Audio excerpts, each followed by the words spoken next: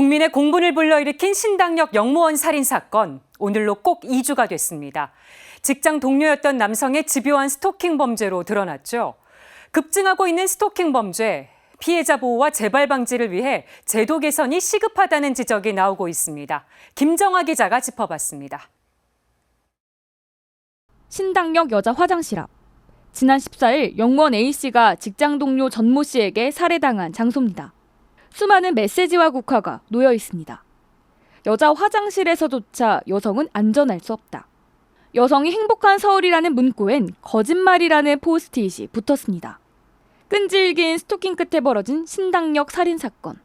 이처럼 스토킹 범죄는 어느 순간 강력 범죄로 발전할 수 있다는 전조적 특징이 있습니다.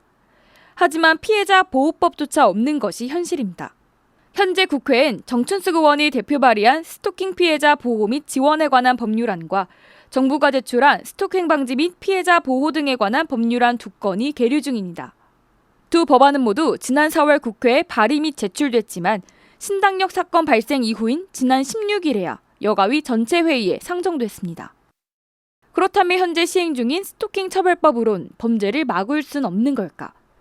전문가들은 작년 10월부터 시행된 스토킹 범죄의 처벌 등에 관한 법률에 허점이 많다고 지적합니다. 이웅혁 교수는 특히 이번 신당역 살인 사건의 단초가 됐던 반의사 불벌죄 같은 경우 오히려 스토킹 범죄를 부추길 수 있기에 폐지해야 한다고 지적했습니다.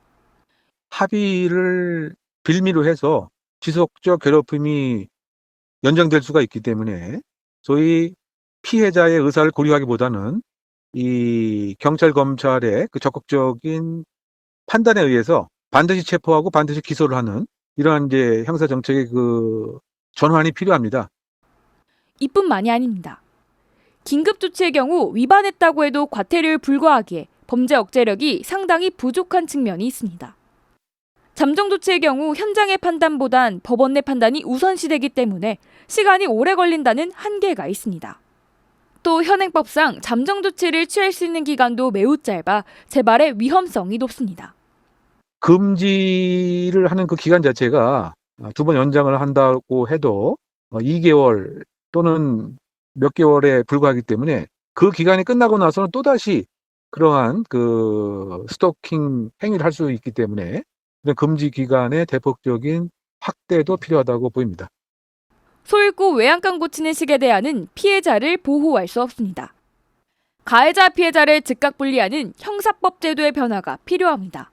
아울러 스토킹 처벌법이 시행됐음에도 스토킹 범죄가 줄어들지 않는 현실을 정부는 무겁게 받아들여야 할 것입니다.